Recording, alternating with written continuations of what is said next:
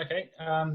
Yeah, I'm Tim. I'm one of the producers for ITV Racing within the ITV Sports Department. I went to Haygrove School in Bridgewater, which hopefully some of you know, and then went to university. Then I worked for Sky News as a producer, then Sky Sports News, and then joined ITV about almost 4 years ago as we won the rights to free-to-air horse racing. And we travel around the country each week making the programme, and so we're on every single Saturday and all the best stuff in between as well, whether it be like Royal Ascot or Cheltenham and that kind of thing. And Ed is the main presenter of the programme. And I've got a similar background to Tim in that I was at Sky for a long time. I joined Sky back in 1999, I think it was, before most of you were born. And my career very quickly involved football. And I read the sports news on the same channel that Tim worked on, Sky Sports News. And then in 2010, my world changed when I got the big job at Sky, presenting the Premier League on two shows. One was Super Sunday on a Sunday afternoon, and a show called Monday Night Football on a Monday night with Gary Neville and Jamie Carragher, which was life-changing and very informative. And then in early 2016, I got a call from ITV saying, would you like to come and present the horse racing for us starting on January the 1st, 2017. And most people, I think 98% of the population probably thought I was mad. But anyone that knew me knew I was going to jump at the chance to do that. And that's where I am now, working with Tim. Tim, as he says, is a producer. I'm a presenter. And we're both, I think, feeling very lucky to do what we do. After winning a BAFTA with ITV, what else do you hope to achieve in your careers? It'd be nice to win another one. I think ultimately when we started, the aim was probably to try and increase the number of people watching racing, make the sport more popular and make it more fun for people to watch and to enjoy the programme. And that's one of the things that we aim to keep on doing. That doesn't stop because you go higher and higher and higher with viewing figures, and that would be the aim. And which is very hard in this day and age with so much competition around. And yeah, I think for us, that would be the ultimate goal, is to kind of strengthen the connection with viewers and that sort of thing. I think going forwards as well, just on a personal note, it would be for anyone in any business, you would want more responsibility as you progress through the industry. Don't know about Ed. Well, listen, a BAFTA is, Shannon, I love you. You've mentioned the BAFTA straight up. That's great. Because I've been in television, as you can tell, quite a long time, 21 years in total. And the BAFTA is the highlight of my television career by some distance, actually. It's the ultimate you can win in film and television. And for us, it came very early on our journey. We started on January the 1st, 2017, to a wave of critics. It was quite tough to start with because Channel 4 had been presenting racing for a very long time, and British people generally don't like change. And a lot of people were opposed from the move from Channel 4 to ITV. And when we started, we got a bit of criticism in the press. I got plenty of criticism in the press. And the BAFTA was a game changer because it was only our 13th show that we ever did. Number 13, would you believe? It was Grand National Day in 2017, the first Saturday in April. And to win a BAFTA for that show honestly meant the world. It was the most incredible night. And I'll let you into a little secret. We had a couple of glasses of champagne before the awards, not thinking we were going to win. We were up against some big sporting events. Klitschko, the Klitschko fight. We had Six Nations rugby. We didn't think we'd win. So when the envelope was opened and they said the winner of the sports programme BAFTA is ITV Racing, I was shocked. And I had the space of going down the stairs with Tim somewhere behind me. I nearly fell down. Between getting from my chair to getting to the stage to think of what on earth I was going to say to millions of people watching around the world. And there's a little clock in front of you where you get a minute to speak because they want you to move along to the next award. And my director took up 47 seconds of the minute. So I had 13 seconds to thank everybody from my mum through to the horses. And I made an absolute hash of it. But it was the best feeling in the world. It really was. And gave us real prominence in racing, and people started to accept us. But Tim's right. You know, our ultimate goal is to get as many people, young people in particular, connected with racing and watching it on ITV. And our success is dictated not necessarily by awards, though they help, but by numbers, really. Numbers of people watching. So Ruby from Castlebatch. As you know, this year's Grand National was replaced by a virtual race due to the coronavirus pandemic. Please, can you explain how this works and how accurate you think the virtual race was? Shall I take that one to start with, Tim? Yeah. Did you watch it, Ruby? Yeah. Did you enjoy it? Yeah. Not as much as Good. If I'm honest with you, it was the 4th year we'd done it. And the previous 3 years, Ruby, I don't think I'd even seen it because I'd be at Aintree presenting the real race, and the virtual Grand National would be the night before. It'd be shown on the Friday night, where I'd be busy preparing like you would be for an exam. My head was in my books getting ready. So I'd never really watched it properly myself. We'd shown a little bit of it, the finish of the previous 3 virtual Grand Nationals. We'd shown it on the Grand National show the next day. So that's all I'd seen of it. So I was as intrigued as you watching the virtual Grand National. Tim can, I'm sure, explain the technology of how it works. Good luck with that, Tim. For us and ITV at that point, the priority with the virtual Grand National was to give people at home, like you, Ruby, something to entertain you, something to make you smile, because it was at a difficult time, wasn't it, for the country with lockdown, no live sport to watch. And it was very important that we put smiles on people's faces, but also it gave us the opportunity to raise lots of money for a good cause. And there's no better cause at the moment, as you know, than the NHS.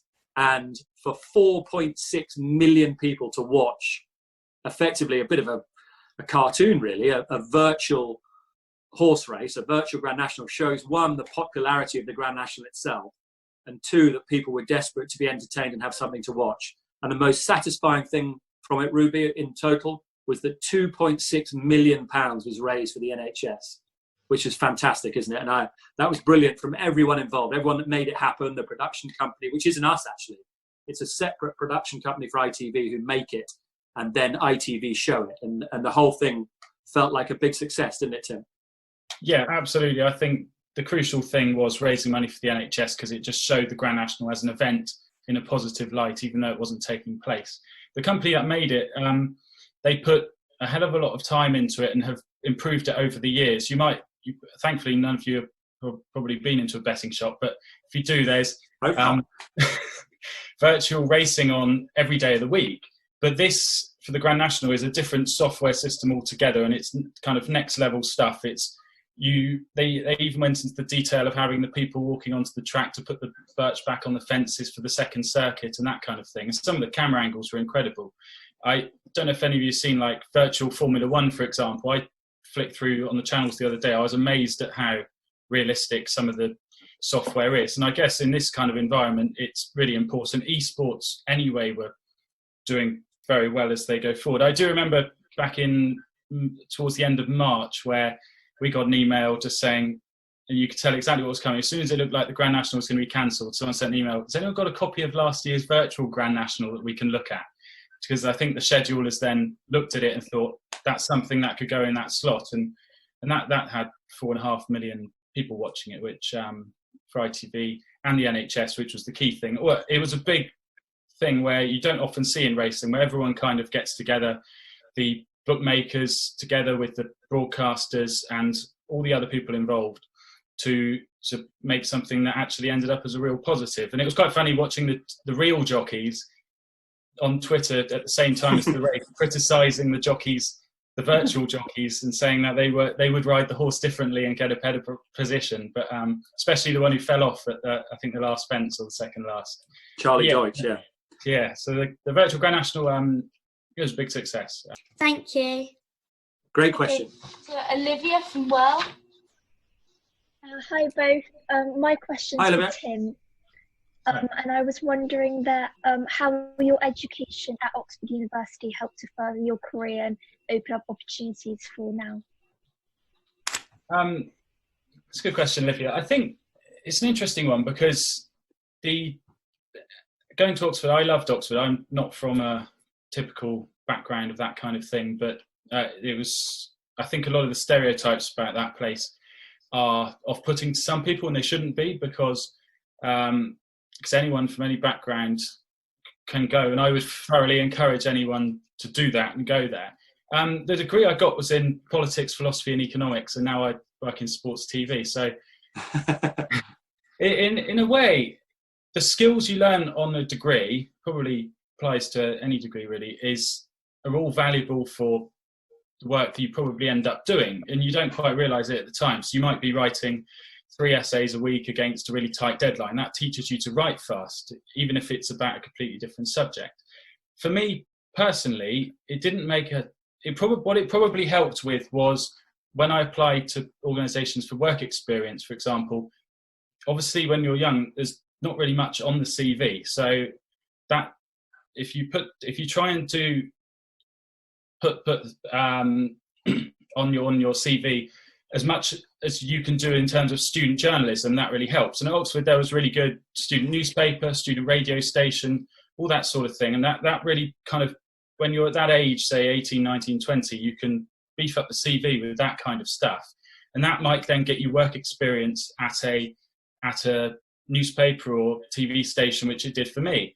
And once I then got that work experience, it was then about applying for more work experience at different places. And then actually, when it came to it, by the time I'd actually finished the degree, I'd almost done so much work in the holidays and at weekends that actually what I did for the degree didn't really matter so much, because before I'd even got my results, Sky had kind of already offered me a job, which I'd taken and I'd started. So I actually got my exam results in the newsroom at Sky News, which kind of, and even if I'd have it probably didn't matter what results I got. I think that's the kind of point I'm making. I think you don't have to go to university at all to do what we do. I work with a lot of people, my bosses, people like that, who they didn't go to university, but it's mostly about hard work and trying to get as much experience as you can.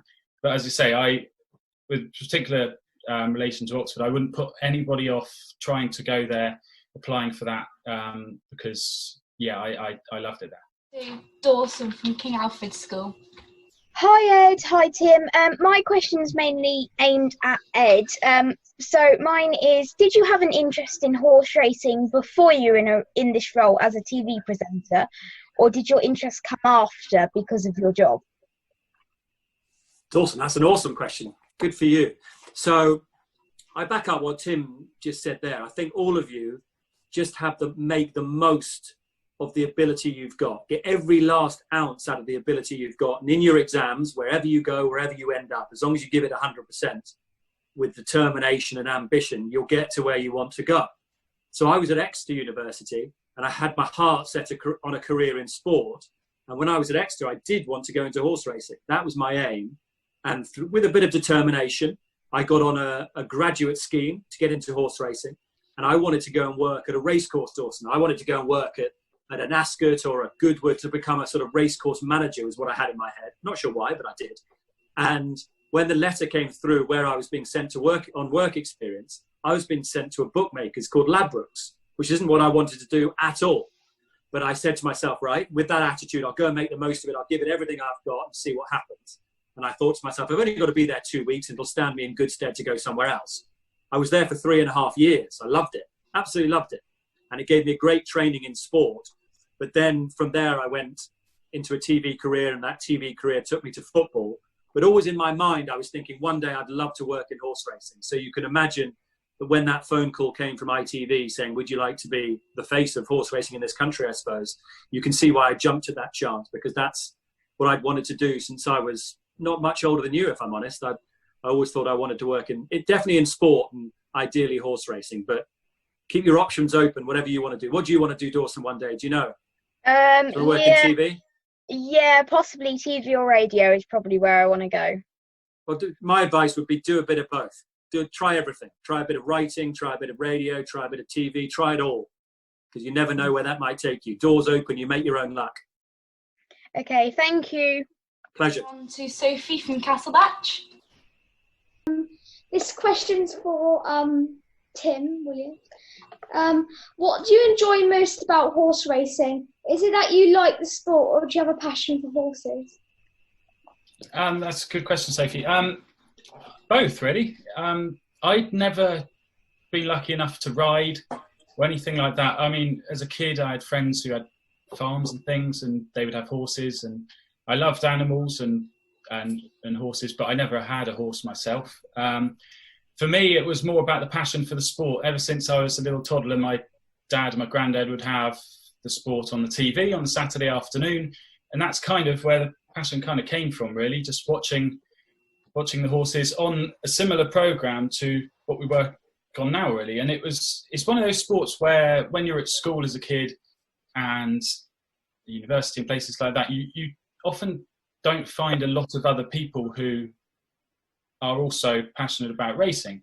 But it doesn't matter too much, as long as you've got kind of people who you can watch it with, whether it be your parents or brother or sister, that kind of thing, then you can go to the races and have a good time, whether it be a point-to-point locally. There was lots of, there's a lot in the southwest as well. Taunton Racecourse, Wincanton, places like that, and of course Cheltenham, which isn't a million miles away. And I absolutely love it. I love going there, I love watching on TV, and yeah, no, I'd say that's one of the sort of passions of mine, aside from the obvious ones of, you know, football and that sort of thing. Okay, thank you. Thank you. Joel from Well. Who do you think is the best player in the Premier League? Cool, Joel, good question, Eric. I don't think we've got necessarily the best players in the world in the Premier League right now, but we've got some very good ones. I think still you'd agree that Messi, Ronaldo are the two best in the world.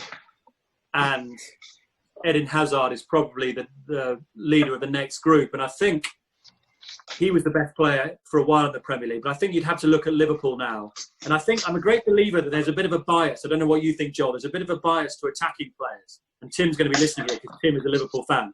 I think there's always a bias when it comes to awards and accolades to attacking players. I think a lot of people at the moment would say a Salah or a Mane is the best player in the Premier League. But for me, it's Virgil van Dijk all day long. I'm a Southampton fan, Joel. So when he was at Southampton, I thought he was... You like that one? Excellent. I thought he was a different class. I didn't know he was that good. And any player that can go to a club as big as Liverpool and change them the way he has, I don't think they would have won. They haven't won the title yet. We'll wait to see what happens. But potentially won a Premier League and a Champions League. I don't think they'd have won that without the presence of Virgil van Dijk, because before he arrived, they were conceding too many goals. And he's a brilliant player, but he's also got a presence, Van Dijk. He's a very much a calming influence on those around him. And I think he's the most important player in that Liverpool team, and I think they're the best team in the Premier League. So I'd go Virgil van Dijk all day long. Okay, thanks. Tamsin from PCSA. My question is, if you make a mistake when presenting, how do you sort of think on your feet and recover it? I love that question. That's such a good question, because I think it's really, really important for anybody, whether they're working, if you're on the radio, Tamsin, if you're on TV and you make a mistake, the biggest thing to remember, it doesn't matter. It doesn't matter. The most important quality, in my opinion, and TV is what we call subjective. Everyone's got different opinions of TV. I'm lucky in TV because the ITV bosses like the way that I present on television. I'm not sure necessarily everyone likes the way I do it, but they do. And I don't mind making mistakes. I don't mind showing I'm human. I don't mind showing I've got a sense of humour. And often, if you make a mistake, particularly if it's a silly mistake, you can laugh at yourself and others can laugh at you, which shows that you're normal. And likability is the most important quality in any presenter of any kind. If the viewer doesn't like you, Tamsin, you've got no chance. You can know everything about whatever you're presenting, be it music, be it sport, whatever it is. You could be the most knowledgeable person in the world. Doesn't make you a great presenter. Because if the viewer doesn't like you, and you don't have that likability, and warmth is a very important quality, you've got no chance. Now, I made a terrible mistake. It wasn't my fault. I was at Royal Ascot last summer, and I was doing an interview with a very famous actress called Dame Helen Mirren. Have you heard of her? She's one of the biggest names in... Very famous lady, as you can tell by the fact that she's got a dame. She's a dame, sorry.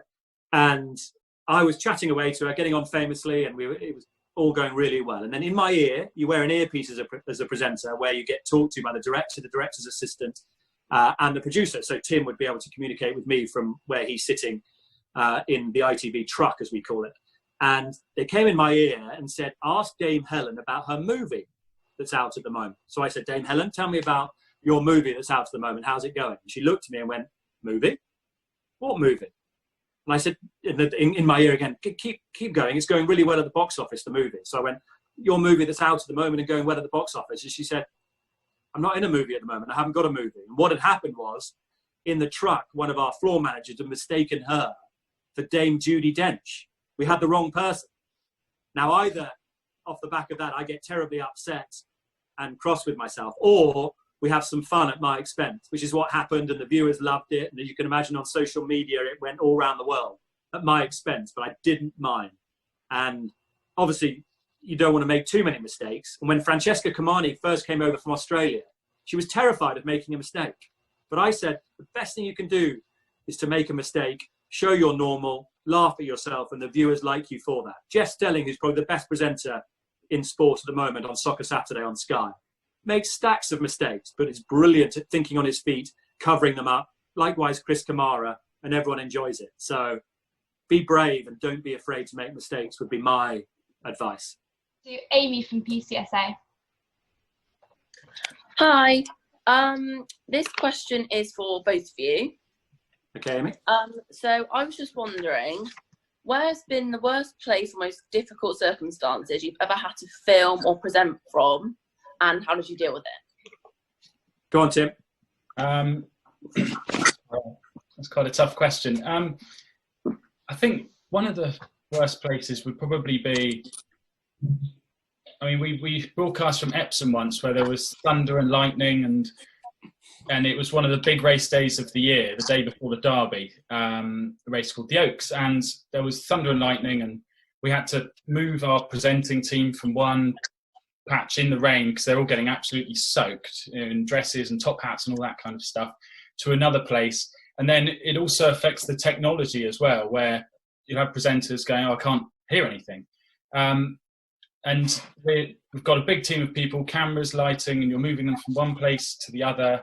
And there are people in the trucks, and different things go down. When they say in the trucks, talkback's gone down, that is one of the most scary moments, because it means nobody can talk to each other from one truck to another, to the presenters. But everyone's just doing it blind. That's when people start scrambling around on mobile phones and holding up signs in front of the presenters to try and let them know, you know, when we've got to go to a break, what's happening, and all sorts. And you try and that's when it becomes most difficult, certainly as a producer.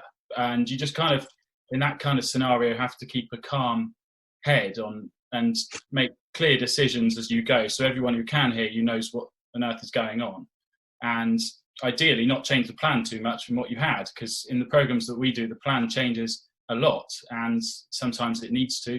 The running order you have does kind of metaphorically go out the window on pretty much every program. But as long as you, in that kind of environment where the weather does cause a lot of problems in TV, and that causes technological problems, and you have behind you in the trucks a whole technological team. It's when they all start lining up and they start scrambling around that you have to get a bit worried, because there's nothing you can do as a producer, but you hope that the guys can sort you out. And that for me is probably the toughest environment that we kind of have to work in. I don't know about Ed. And as a presenter, Amy, when that's happening, when there's chaos all around you and Tim and everyone's panicking in the truck, when you're the face of it, you're the only person the viewer can see. Your legs are going like that underneath the table, but you've got to stay calm.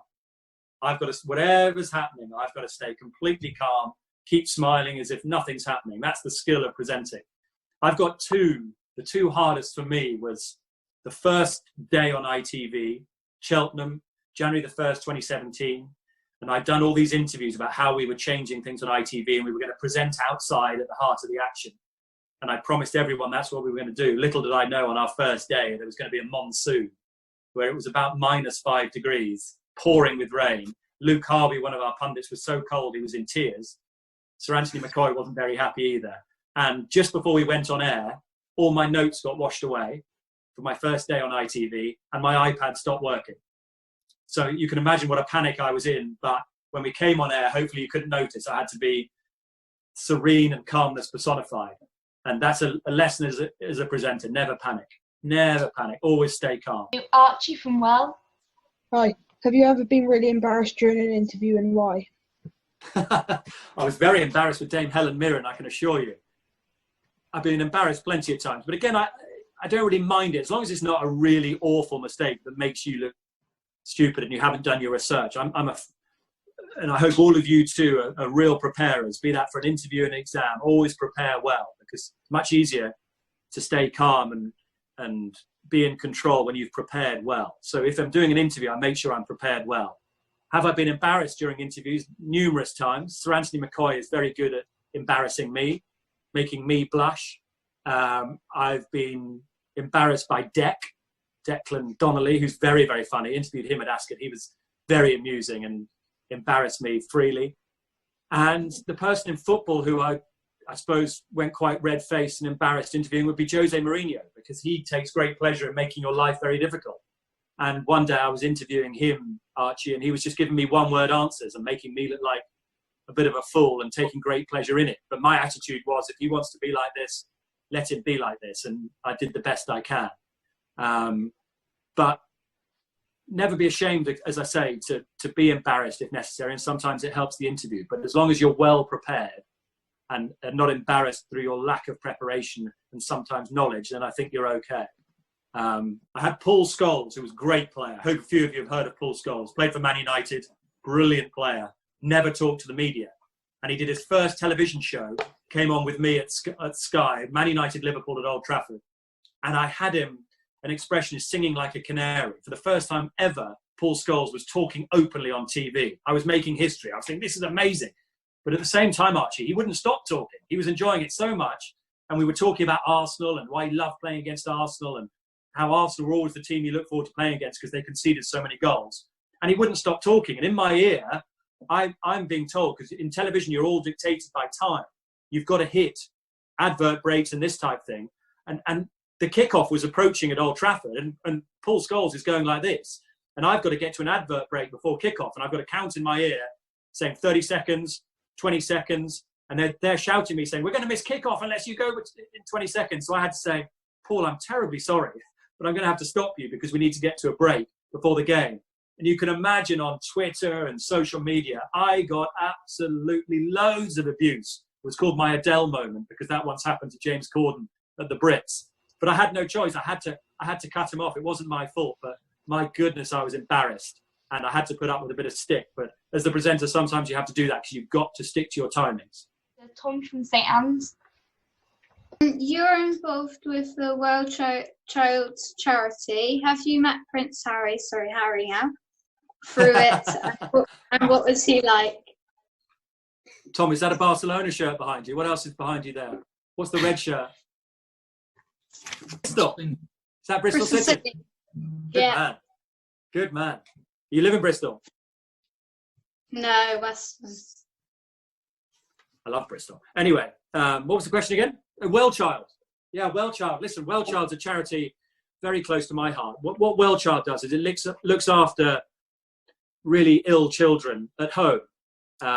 Because I spent a bit of time in hospital, and when I was there, what really broke my heart was seeing children in hospital.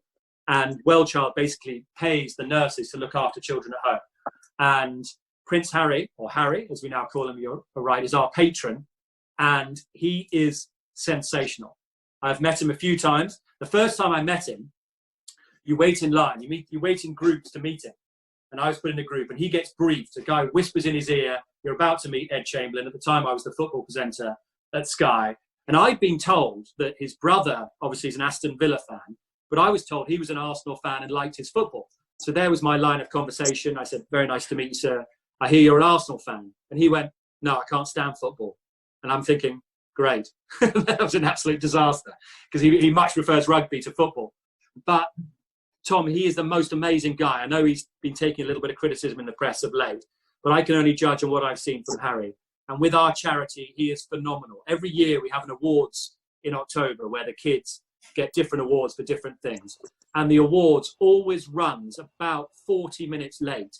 And you know why that is? It's because Harry has been talking to all the kids before the awards. And he doesn't want to be cut short in any of his conversations with the kids. And his touch and his skill at talking with adults and children is incredible. And the fact that he takes so long and makes such an effort sums up Harry for me. And he's a brilliant patron. And when I've met him, he's been, apart from our football fiasco, he's been absolutely charming. And he is a brilliant patron for a brilliant charity. So he gets 10 out of 10 from me, Tom. Emma Latchford from Castlebatch. Was it a conscious decision to specialise in sports presenting for Ed and producing for Tim? Tim? No, I kind of, I know a lot of people use this phrase and they don't quite explain it, but I sort of fell into sport. Now, by that, what I kind of mean is when I went to university, I probably wanted to do political journalism, particularly TV. And one of the things I found as I was doing things like student papers and student radio, certainly student radio, I used to go along to the university rugby matches and interview the players after the game, make little reports and that kind of thing. And when I applied for work experience at Sky News, I put all my things into a personal statement saying what I did. And the guy came back and said, it looks like most of your experience is in sport. How about in 6 months' time you come for 3 weeks on the sports desk? And that's kind of how it started, really. And then I just kind of enjoyed it, and it worked for me in terms of moving up through an organisation. And one of the things you get to do, say, at Sky Sports News is you would be working on with a lot of some of your sporting heroes, and that continues to this day. But yeah, so in a way it became a conscious decision then, but to start with, that's kind of how I ended up going into that. But if you'd have asked me when I was 14 what I wanted to do, I think two things, one of which would be sort of Sky News, and the other thing was to work for Channel 4 Racing, probably, which is now essentially, which ITV does a similar job. So I'm very lucky in that regard, that it's kind of worked out so far along the right lines. My answer, Emma, to your question is yes, because sport was always what I wanted to do. I wasn't quite sure what I wanted to do within sport, but sport was what I wanted to do. And my two bits of advice for you, Emma, and others on the call, is so jealous of you being at the start, really, and you can go on and do what you want to do. And my advice would be pursue your passion and work really hard. Leave nothing behind. The two guys behind me who I learned a lot from, you might be able to see in that picture, were Gary Neville and Jamie Carragher, who, when they were your age, Emma, weren't particularly talented footballers at all, but they were determined that was what they wanted to do, and they squeezed every last drop of ability they had, matched it with determination. And Gary Neville, from being not a particularly talented youngster, went on and played football for England 85 times, largely because of hard work and determination. That would be my first lesson for you, Emma. My second would be pursue your passion, but keep your mind open. Don't close doors. Yes, sport was what I wanted to do, but I was more than willing to do something else. And I still am. I love doing what I'm doing now, but one day I'd love to present an Olympics. That's my ultimate goal, I think. And one day I'd love to make that possible. And I won't close any doors necessarily in my pursuit of whatever my career in sport is going to be. And who knows, I might go away from sport one day. I don't know, but I'm going to work hard and pursue my passion as strongly as I can without closing those doors. If that makes sense, Emma, does it? Yeah. Emma Houston from Castlebatch. What is the most rewarding thing about your job? Good question. Good question. Tim, do you want to go first? The most rewarding thing that we do, the one thing I would say is, and rewarding's kind of a word that you can use in different ways, because I would say obviously there's very few things more rewarding as a job than, particularly in this coronavirus crisis, than the people on the front line doing their role. People in news are doing outstanding work as well, and sometimes I sometimes think to myself, crikey, I work in sport, is that rewarding in any way? But similar to what you guys do with the thing called the Good News Post, is the public is going to need a bit of relief from what is going on at the moment. We're in a position where, whenever it may be, we may end up providing some of that. And with that, you have to get the tone bang on, because if you get the tone wrong, and when we return to broadcasting sport, then that's exactly not what we want to do. But so in a way, it's rewarding in that sense. I mean, on a personal level, it's always great when you come off air and you think you've done a good programme. A lot of the time you come off, and most of the time you're thinking, how can I make that better? How can I make that better next time? And we do that all of the time. But I mean, but ultimately the most pleasurable part of the job is probably going during the summer to all the lovely race courses, whether it be Goodwood or Chester, York, those sort of places, and seeing horses in the sunshine, and having a relaxing day out after you come off air, if you have time to do so. But I do think one of the rewarding things is when you see viewers, particularly just before we stopped broadcasting in March, when our commentators, Richard Hoyles, did a little minute or so at the end of the last programme we did, where he made a very good point where he said that a lot of our viewers in racing are old people, and over time they've watched racing for 40, 50 years almost, and they're the ones who potentially are going to go into isolation for longer than a lot of other people. And if to them racing is one of the key pleasures of their lives, so it's rewarding when you see that you're giving them a bit of pleasure in their life about how they, you know, and that's kind of the job that we do. That's probably the most rewarding bit. Emma, I echo everything that Tim said there, and I think that's really important. And when we come back on air and I'm the presenter, it'd be very important I get the tone right, that I'm sensitive to the situation going on, and that sport isn't the end of the world. Sport can often be described as a magnificent triviality, as Hugh McElvenney said. But I think sport, as Tim said there, will be very important because for people's mental health, for people's livelihoods, and just to bring a little bit of joy. Sport brings joy, and we'll try and bring some joy to people's lives at a difficult time. The most rewarding thing for me personally doing my job is working as a team. I love working as a team, and I absolutely love, like Tim, I love our team. We have a terrific team that when I joined ITV, that's the first thing I wanted to do, is to create a real team ethic. And I made a rule that everyone, including Tim Williams, had to be at the ITV team hotel at 6 o'clock the night before a show, so we could bond as a unit, have supper together, chat together, and work as a team, which hopefully comes across on air, because we all do. Well, most of us get on pretty well. And my job, the most rewarding thing, is to get the best out of other people. As a presenter, Emma, you're not the star. Your job is to get the best out of others. My job is to get the best out of the stars on our show, from Sir Anthony McCoy to Ruby Walsh, from Jason Weaver to Luke Harvey. And I'm like a cross between a referee and a quarterback in the NFL. I don't want people talking about me. I want people writing and saying how good the others are. And it's my job to get the best out of them. And I find it incredibly rewarding when it's written, for example, how good Sir Anthony McCoy or Ruby Walsh was at Cheltenham, because I was part of that team and worked with them, and I want them to be the star. And that I find very rewarding indeed. But that was a really good question, Emma. Well played. To Henry from Castlewatch.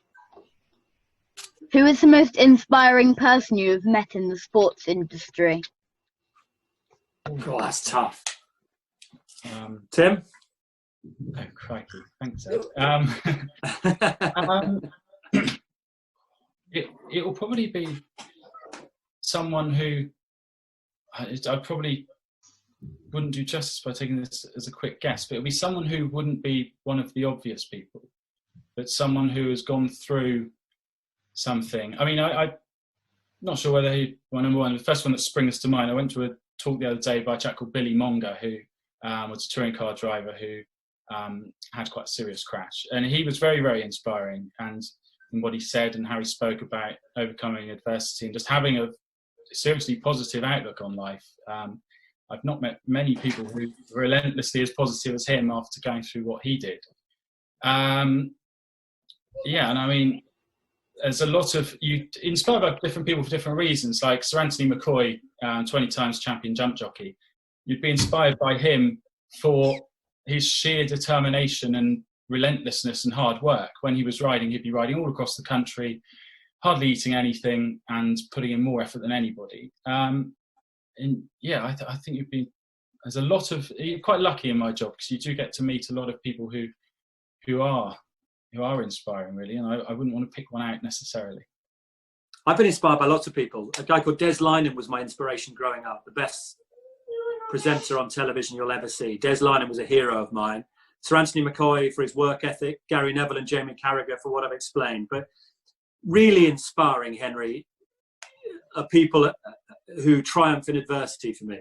And I could name 10, 12, 16 well-child kids who inspire me. There's a young girl at the moment I'm in touch with called Evie on Instagram, who's just an absolute inspiration what she puts up with. And I've interviewed a guy this morning, and the interview comes out tomorrow, Henry, and I'd love you all to read it, because it's one of the most inspiring interviews I think I've ever done in terms of the person I spoke to. A young guy called Ed Barrett, who's 30 years old, And 5 years ago, almost to the day, he had a fall off his horse and broke his neck and was paralyzed. And did he feel sorry for himself? Yes, he did for a little while, but he has bounced back and proved everyone wrong. And Henry, he was told in hospital, the doctor said, Ed, you're never going to walk again. And 2 weeks ago, he did the 5K walk on crutches. And if that's not inspiring, I don't know what is. And this guy, Ed Barrett, totally and utterly inspired me today. And I hope a lot of people read this interview I've done with him. And he was so good. I'm going to say to my producers at ITV, notably Tim Williams, we need to get Ed on ITV because he's fantastic. And that is what I think is inspiring. Absolutely. Thank you. That's really good.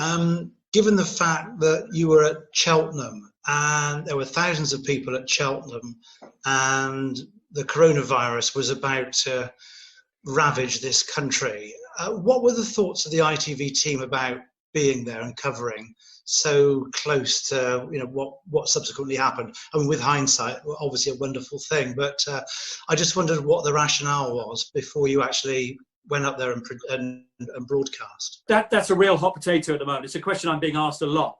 And listen, I said things at that meeting which if I could take them back, I would, but hindsight's a wonderful thing. At the start of the week, did I think a whole heap about it? If I'm honest, no. I was on the Monday of that week, there were a few rumours circulating. There was a Cobra meeting on the Monday where it was obviously being discussed, but there was no talk really of the meeting not going ahead. We just had a full Premier League weekend. We just had a full Six Nations weekend. We had Liverpool playing Atletico Madrid with fans coming across from Madrid. We had Lewis Capaldi concerts. We had Crufts. And Cheltenham didn't feel any different with the instruction coming from the government, carry on. I didn't think a whole heap of it. Went on air on Tuesday and we showed precautions being taken and people who were there washing their hands at the different units, but it wasn't as big a story as it quickly became. By Thursday afternoon, I started getting a little bit anxious because again, then the story spread of another Cobra meeting with the government.